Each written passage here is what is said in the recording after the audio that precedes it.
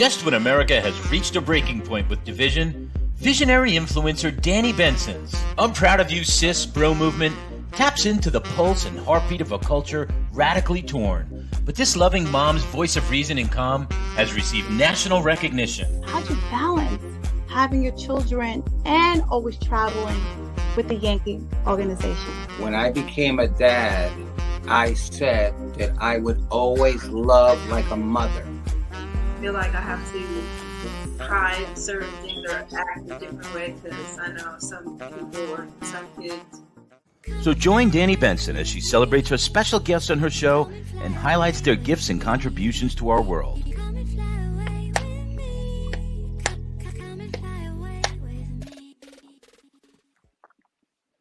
Hi, everyone. Happy Wednesday. Thank you for coming and joining I'm Proud of You Sis. I am host Danni Benson. I hope everyone had the best day ever because every day has to just get better, right? We can't always,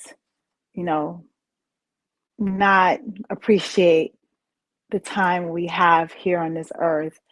And no matter what you're going through, because, we all go through this thing called life, I want you to understand that it gets better, okay? It gets better. I know it sounds cliche, but the sun will rise again, and you will see the light at the end of the tunnel once again. Just hold on. Just keep the faith, and you will get there. I promise.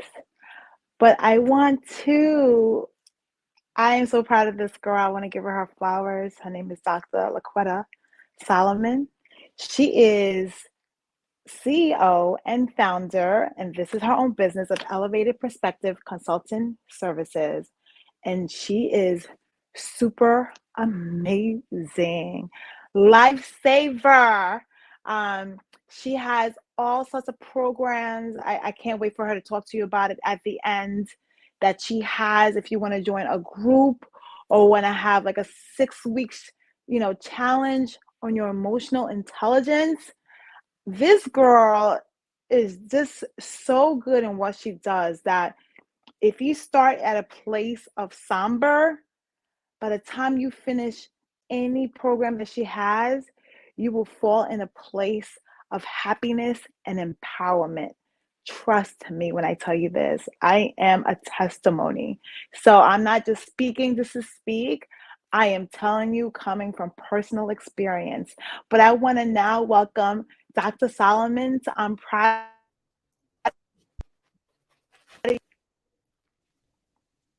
Oh my goodness. It is an honor and a privilege. And what you have said, I am deeply honored and privileged to be here. You really, really conveyed such hope and empowerment to your listeners. Just listening to you, I felt empowered myself. So it's an honor and privilege to be here with you today.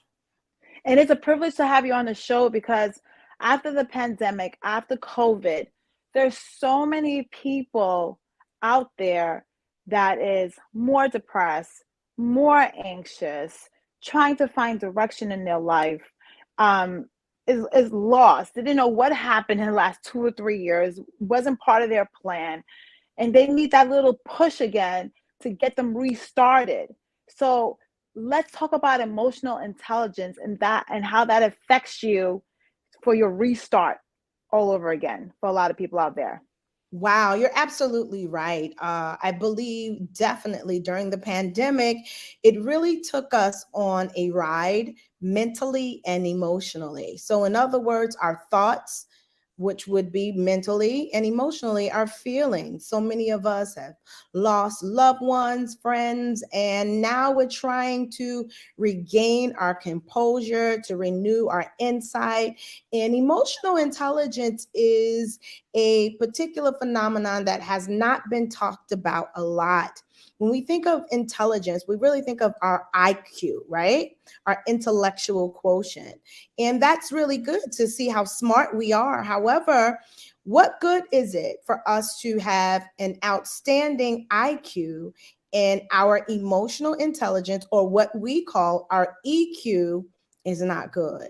So in other words, you could be fantastic, very studious. However, managing your emotions could really impact your ability to succeed in life across the board, be it your job life, your personal life, your aspirations, your education, child rearing, having a partner. And so being able to understand what emotional intelligence is so important.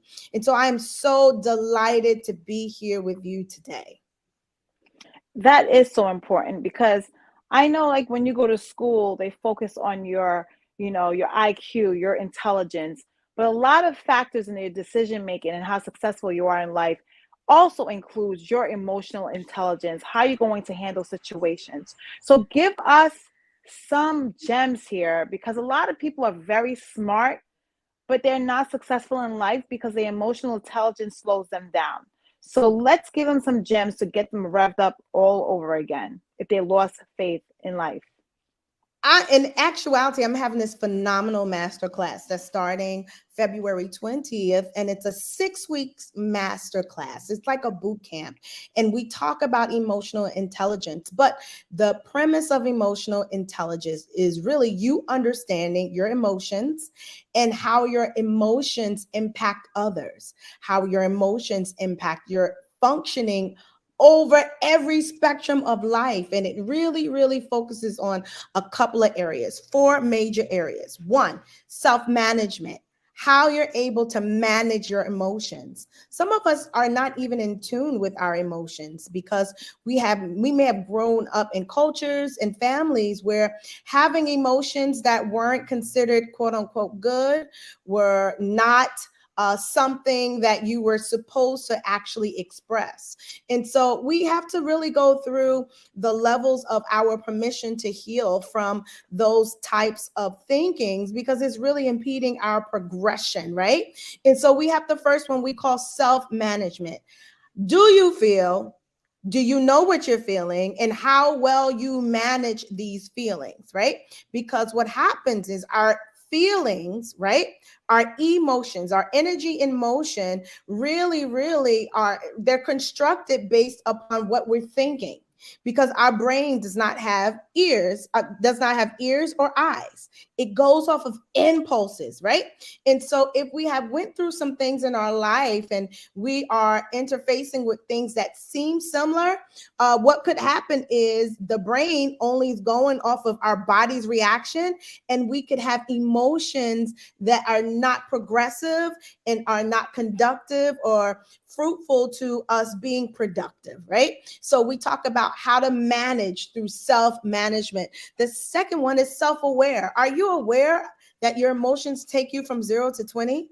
Are you aware that when you're feeling something that maybe it's an irrational feeling or based upon some negative core beliefs, and how these negative core beliefs about yourself, others, or people, places, or things impact your actions? And are your actions impeding your ability to succeed in life, to be successful in life?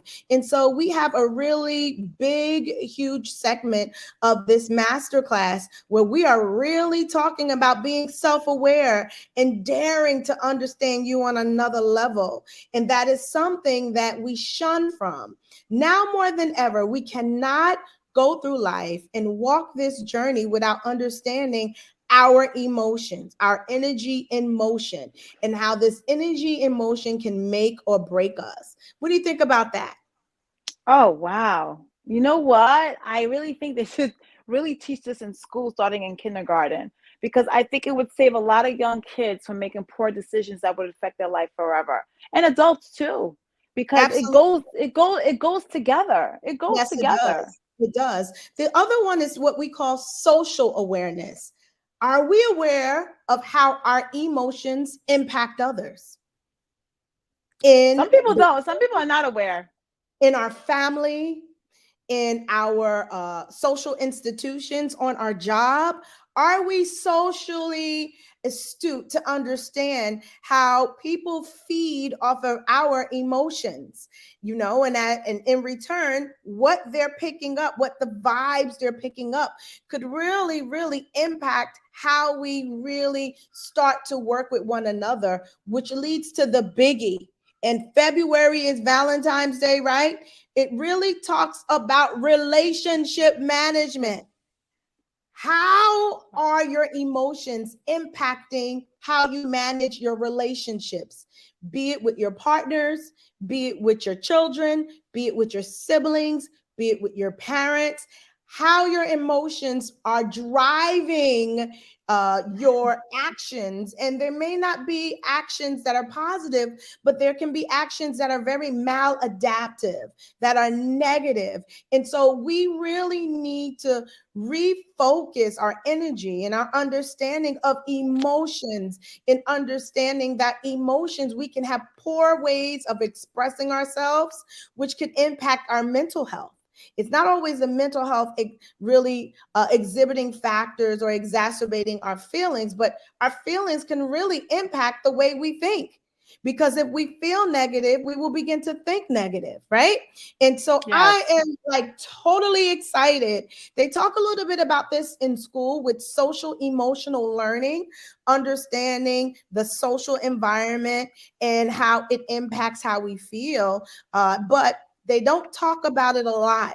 And so for us to be emotionally mature, we have to take a journey here. We could be physically mature because we chronologically grow every year, but we can still have emotions that are not mature because of the neglect, because of abandonment, because of rejection, because of fear, and it may impede our overall maturity and development.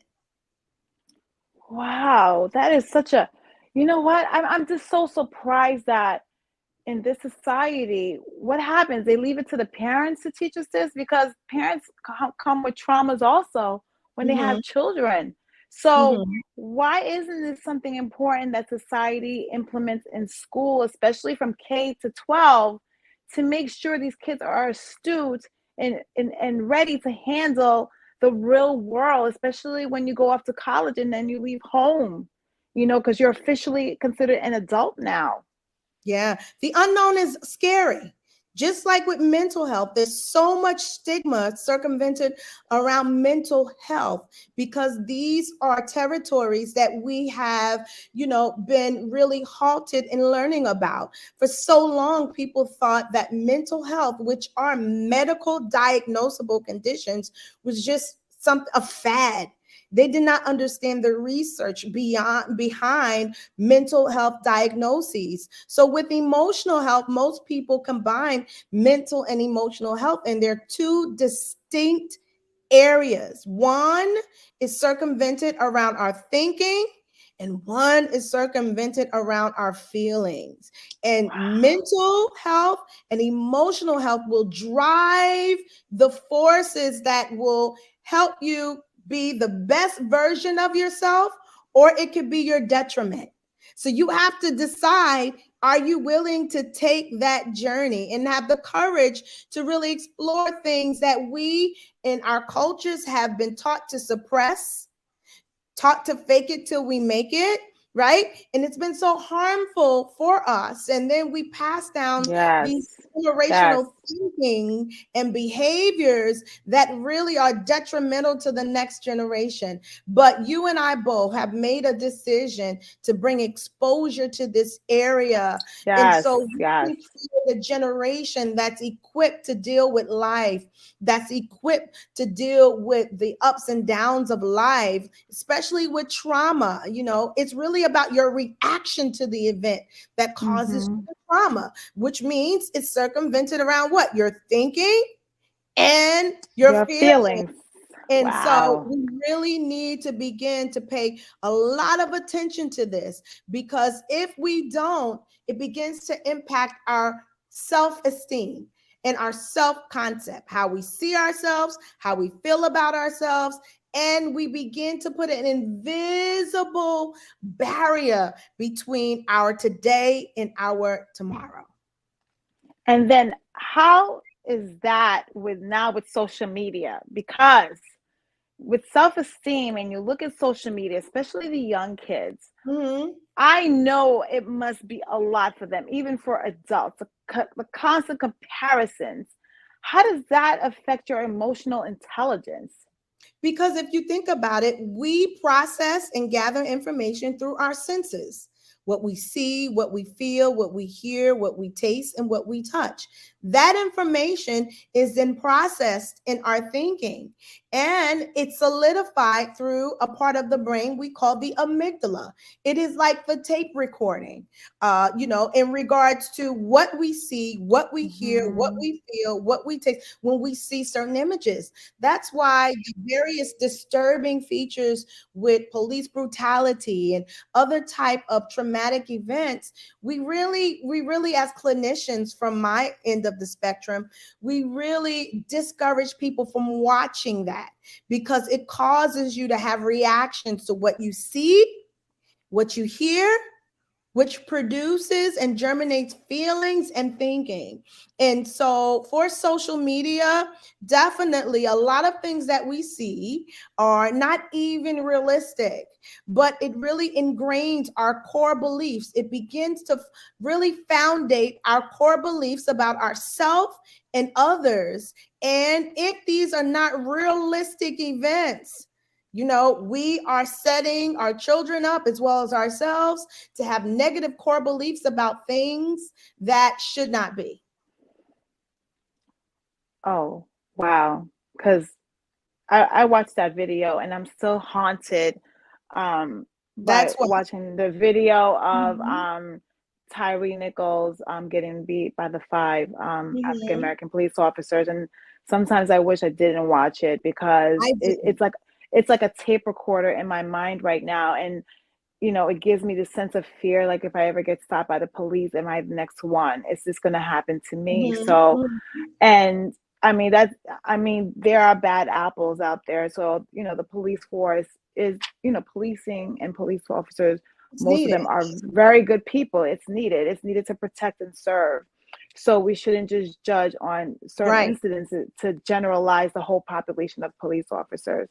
But in watching that video, it does give me a little bit of trauma, and it's not my personal trauma. It's trauma for every person that has abused their authority to hurt, someone that doesn't deserve to die for a traffic stop. We call that secondary trauma. We get traumatized by watching something that happens to someone else. Vicarious trauma or secondary trauma. There's a clinical term for that. So then our kids being on social media, because I'm slowly trying to pull this iPad away from my children and keep them really busy. And the cousin, sometimes the family members say they're a little corny because they don't know the dances, they don't know the music, because I don't have them listen to certain types of music that's not age appropriate. So isn't that trauma also, listening to the song over and over again? Doesn't that cause a trauma also? Well, here's the thing, and I think this is something that we who are from a different generation has to understand. The way we learned is different than the way our children are learning, and so even though we want to help them learn the way we learn, they're very progressive. Like, we had pen and paper. They're using computers and iPads. And so we're fighting the transition and change that is necessary for them to survive and thrive in their generation. We have to get over the fact, even myself, I have a 15-year-old, gone are the days of pen and papers. My daughter is in 10th grade, and they're utilizing a computer to do and complete her work in class. And so even though we're trying to stick to our core beliefs and values as it relates to how we learned, We have to stay on the cusp of innovation and change and understand that they have different learning mechanisms. So we can try to keep them with pen, pencils, coloring books, everything we did being outside. It's not working for the next generation because society, she's like, oh, really? Really? Yeah. You know Society why? Because someone else said that to me. No, someone else said that to me. Someone said, you know, these new kids are the computer generation.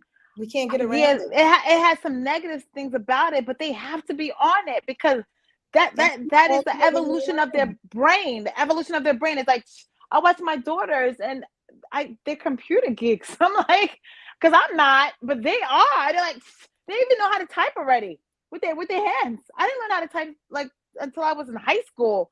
They know how to type now with their hands, and I'm amazed because they're only in 4th grade, but they're so acclimated to the computer that it's a second hand to them. It's something that is like, to us it's a big deal, to them it's not, because this is what they were born into. Yeah, it's a computer. That's socially aware, social and emotional awareness. That's a way of understanding it and the necessity. Now, what we can do to improve the social emotional awareness is teach them how to use the different sites appropriately. That's the way we teach them now. Whereas we model behavior in our generation because we didn't have everything that they have to help supplement their learning. But it's not going anywhere. It's going to become more and more innovative. It's going to be a way of life. And so what I had to do, I had to make the decision, I think when my daughter turned 12, to allow her to be on some sites where I had access to, but I had to teach her how to be on these sites and what's appropriate behavior, what's inappropriate behavior, you know, and that's just the way of the world. We can't get around it. Unfortunately, I'm sorry, Miss Danni, right there. I'm sorry, Miss Benson. I have to be honest. And so just curtailing it could be impeding their ability to move forward. They're not using typewriters anymore. That's gone. You know, that's extinct, you know, but just to let you know, the school system has changed the way they're teaching. I'm telling you again, they have smart boards and they have computers. And that's the way they're teaching. My daughter was saying they're not even teaching cursive handwriting. I know. They're not teaching it anymore. I got my kids a cursive writing book and they're like, Ma, we could just use like a document to sign our name. Like we type our name and it just signs it. Yes, we don't need to learn how to do this anymore. And I was like, okay. One are paper checks. They know other ways and mechanisms as it relates to banking. And so these are things that can be used negligently or positively, but just think about the things that we were exposed to and we had to learn as well. So then how do you prepare children being all the exposure on the internet? Because I know sometimes it affects my self-esteem. I'm be honest with you. I'll be looking at people, I'll be like, oh, okay. All right. But it motivates me though. It doesn't make me feel like bad about myself. It makes me like, okay, I gotta get it together. I gotta get together. But what about those people with low self-esteem already looking at the social media? How do you help with their emotional intelligence and make them not personalize it like there's something wrong with them? That goes right into the competencies that undergird emotional intelligence, self-awareness, and also understanding, do you recognize the emotions you feel? What are they? What are the driven factors of these particular emotions? You know, to understand emotions, recognizing what you're feeling, why you're feeling, and can you manage those feelings that you are experiencing without them overwhelming you? And so these are questions, and this is why emotional intelligence is so important from the cradle up until we become adults, parents, grandparents, because we have to understand how our emotions drive our level of being the best version of ourselves. And so although this is not a formal course that's taking in elementary school, middle school. I think they talk about it a little bit in high school. We can begin to prepare our children by exploring different avenues to help them explore their feelings, their emotions, what they are, helping them to be comfortable with emotions and feelings, even if they're one of the emotions that society considers negative. It's still an emotion. And what do you do when you have that emotion? You don't make them feel like they're a bad person because they experience that emotion, but you help them to become more aware of that emotion and what to do when they feel that emotion. Well, let's talk about that. What about the whole thing when we were growing up and generations before us, men don't cry? How are men able to express their feelings without feeling like they're considered weak? Because men do have feelings. Unfortunately, it's been exhibited through anger. That's how they transferred it. It's, instead of crying, because they just get angry. Anger is considered to be a more acceptable, quote unquote, emotion for men than crying, than sadness. And so we really have a lot of work to do here.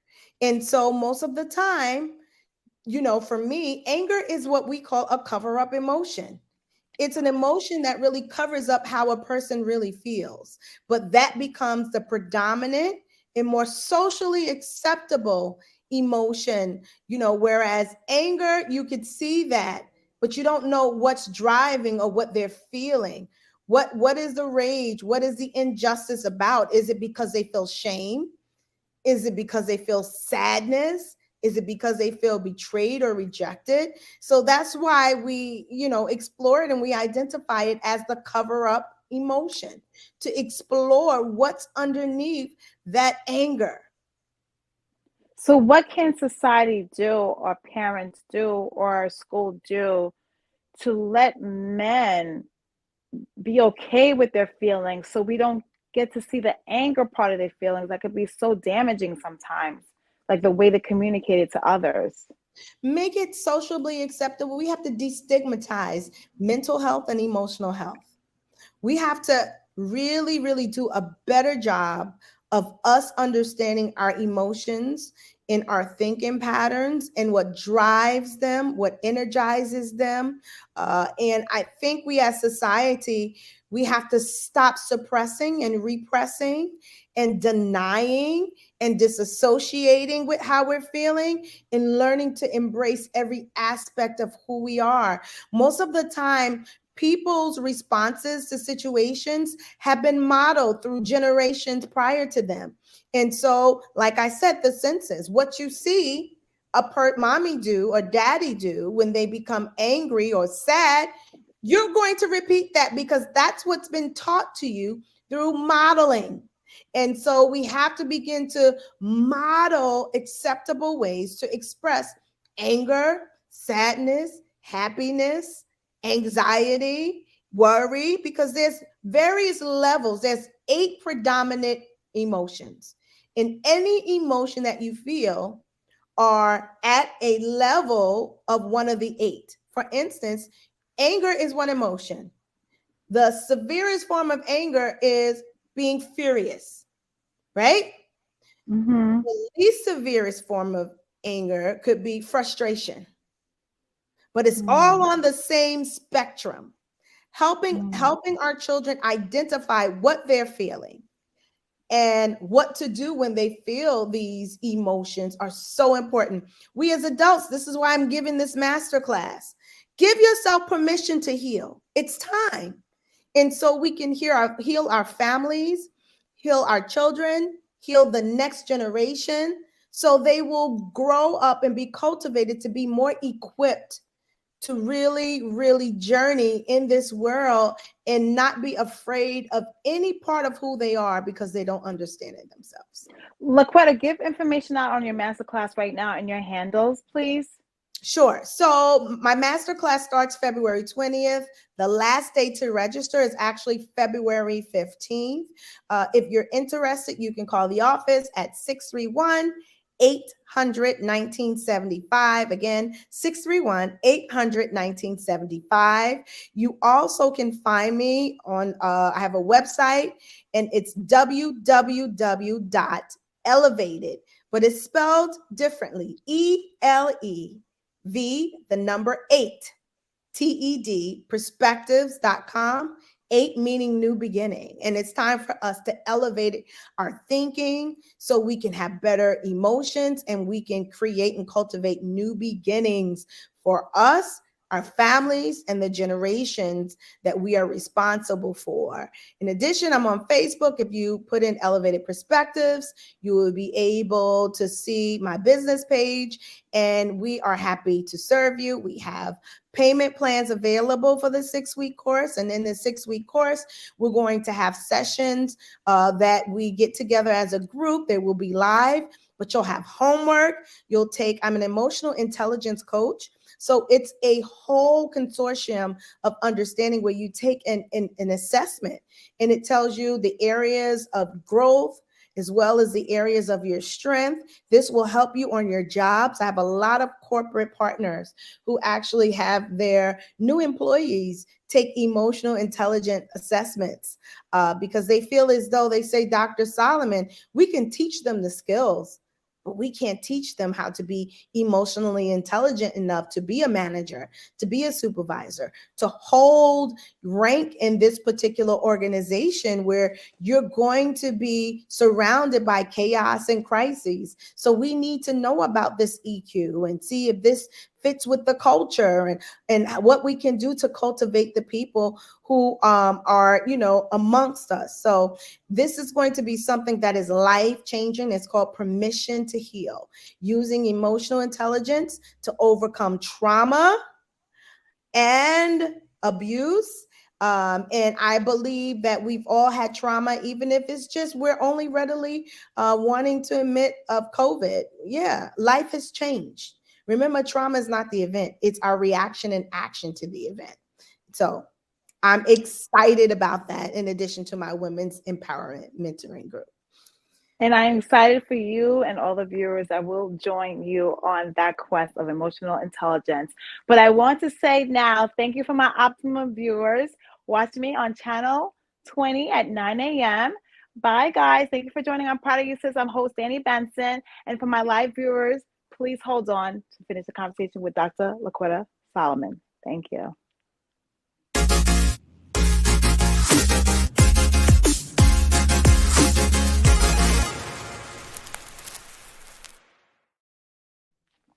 Hi, Dr. LaQuetta Solomon. How are you today? So we're still here, continuing the conversation on emotional intelligence. And I wanted to know this. If you are in a relationship and you have a guy in your life, it is Valentine's Day coming up, and they're emotional, how we always say as women, I'm going to say, can you share your feelings with me? What do you do as a mom who has a son and a dad who has a son to begin to have your son at the earliest of age feel that it's okay to share their feelings and they're not going to be shunned for it? Well, there is I think it was a Disney movie, and it explored the emotions. I cannot remember the name. And if my daughter was in here, she would be able to I know what it's called. It's not Up. It's the other one with the girl with all the different emotions. Oh my God, because my kids like to watch it all the time. They do? Oh my God. Wow. Yeah, my kids like to watch it all the time. It's like a girl that goes through all her emotions. It's like a little computer in her head, and all these different emotions come out. Yes. That's social emotional learning. And that's the beginning, the genesis of us being able to help our children understand emotions, and what they really, really. It's called In and Out. It's called In and Out. Yeah. It's called In and Out. My kids love that one. In and Out. I love it. Good. And so, opening up the dialogue, being able to express and explain emotions. There's no such thing as bad emotions. Emotions are emotions. Is what we do when we feel those emotions, that may make them not positive. but they're not bad emotions. And we were taught when someone acted negative, you're bad, you're bad, and that begins to be a core belief that we foundate with our children, and even some of us, you've been told you've been bad. And so everything that springs forward from that core belief as you mature is bad, bad, bad. So everything they do is considered bad, bad. And so we have to begin to regenerate, our thinking, and really begin to have better ways of communicating and Oh expressing. my God, because I'm guilty of that. Oh wow, I need to take an emotional intelligence course because Come on. I'm coming. I'm joining. I'm joining this course because I want to be equipped to make sure that I don't pass down generational traumas to my daughters and my loved ones, because I never knew that, because we were taught an emotion is bad, but you are right. It's not bad until you do something with that emotion that might inflict hurt or pain to someone else. For yourself. But Yeah.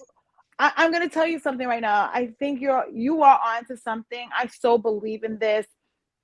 I definitely want to advocate what you are talking to us, the viewers, right now about this, because I think it's so needed in our society, because I feel that the young kids are really smart, and sometimes the emotional intelligence makes them do things that they don't understand is going to hurt them for the rest of their lives, like decision making. And they're smart kids, but they have immature brains. And that's why I have this thing about trying a kid as an adult when they're 16, 15 years old, because their brains are still developing, it's still maturing. They don't have the experiences that a full-grown adult might possibly have. But that's why I feel that the schools, if any schools watching out there, the country, politicians, congressmen, we need to start implementing this course in all the schools in America, because I feel that these kids are running out here with no emotional intelligence whatsoever. And, I know people say it's morale, it's morals, but I also think right now it's really their mental health. It's really their mental health. It's not their morals. It's their mental health and their capability of understanding, emoting their emotions in a positive way, instead of using their emotions. They're angry, so I'm gonna go rob the store because I'm angry at whatever I'm angry at, or I'm gonna go kill this person because I'm angry at something else, and I just gotta release. We have to learn how to release our feelings in a positive way. Yeah, it's that energy and motion. And what happens is then, most kids go to college or they graduate from high school, and then they get a crash course in emotions. And you shouldn't do that. It should be something like math, how you build your math. It's not effective, and they learn emotions from a distorted view and not a view that's healthy. But I honestly think it should just be building blocks. Like they build your blocks with math, they build your blocks with science, building blocks with social studies, language arts. It should start in the kindergarten and do it in a way a kindergarten will understand it. And from each grade after that, it should just start building it. So by the time they graduate, not only are they smart intellectually, but they're also smart emotionally. And that's and I think that is what's missing in our kids today, because our kids are super smart. Like they came out the belly, and you see like a 1-year-old have a little phone in their hand, and they're swiping, clicking, know where to find pictures. You don't even teach them. What parent actually teach a kid how to use an iPad? No. What parent actually teaches a kid how to use a phone? They just came out the womb, and I don't know if it's evolution, but they are on this earth, and I think they're super intelligent. And I think that they need to know how to manage their intelligence with all the super intelligence that they have. Because when we were growing up, we were super intelligent, but the world was much slower pace, where we can maybe have some sort of emotional intelligence that wasn't like a crash course. But now the way the world's set up, it's like going like really fast. Absolutely. And these kids really, really need to understand, and parents And even Mm-hmm. adults. There's adults Definitely. that don't Mm-hmm. have the emotional intelligence in check. No, So what no. advice, if I'm an adult right now and I'm a very emotional person, how do I get my emotions in check? First, we have to understand what emotionalism means to a person, because anyone who, we have different temperaments, right? We could be outgoing, we could be very structured, we could be melancholy, kind of laid back. And so, just to generalize emotional and Mm. emotionalism, we have to eradicate that, because that really begins to harm people. When people call them emotional, and often Emotional. the people that say that a person is emotional are people who are not in tune with their own emotions, and emoting to them makes them uncomfortable because they don't know what to do with it, because they were never taught. Wow. So profound. My goodness. I'm telling you, Dr. LaQuetta Solomon is amazing in what she does. She is inspirational beyond belief. I'm going to tell you right now, if you're at a place in your life right now where you have no direction, your New Year's resolutions are out the door because you did it for 7 days and you gave up on yourself, I'm going to tell you right now, you have to join Dr. LaQuetta Solomon in her master classes, because she will make a difference in your life, because she's made a difference in my life. I You mean, did your part. tremendously. Oh, no, I know, but you know what? I took a chance because I was searching for something and I found you. And ever since then, it's just my life has been emoting positively. Like I'm emoting from love, I'm emoting from peace, I'm emoting from joy. And I'm not gonna say Oh, I don't have my bad days, but like LaQuetta said, I experience my emotions, but I have to choose what I do with my emotions. And that is a difference that will make or that will break you. yes, Do not let the emotions control you. yes, You control the emotions. And that is absolutely. Dr. LaQuetta Solomon, who has taught me that. So I just want everyone to know, LaQuetta, please give out your handles one more time before Sure. I end this amazing show. I'm proud of you, sis. Sure. I do have a women's empowerment mentoring group. We had 6 months now. I'm starting another class as well. And you can find information about that on my website. It's www.elev,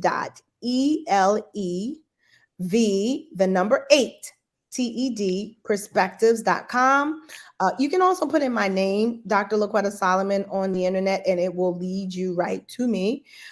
In addition to that, my phone number is 631-800-1975.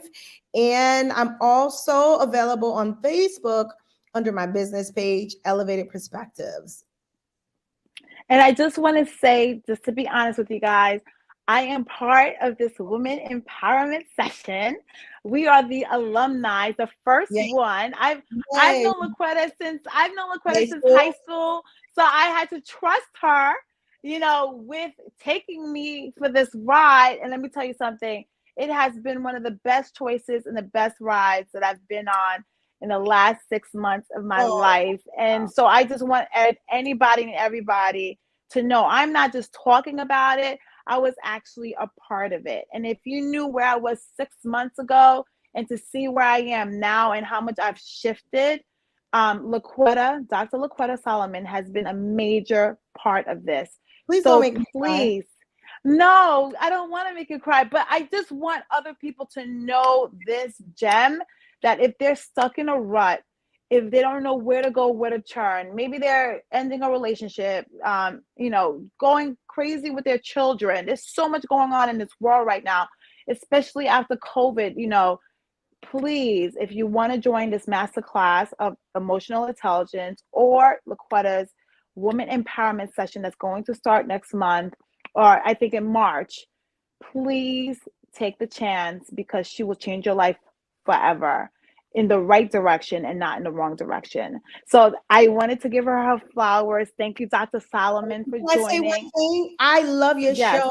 I love everything you're doing. And you already know you're one of our award recipients that I'm giving throughout Long Island. Women who are amazing, women of elevation. And I consider you one of the women of elevation that despite everything that was thrown at you, you elevated and you're looking beyond and you see yourself in your future. And I commend you and I honor you as well. Thank you. From one woman empowerment soldier Yes. to the next woman empowerment soldier. Thank you, everyone, for joining. I'm Proud of You Sis. I'm host Danni Benson. See you next week. Thank you so much for joining. Bye. Bye.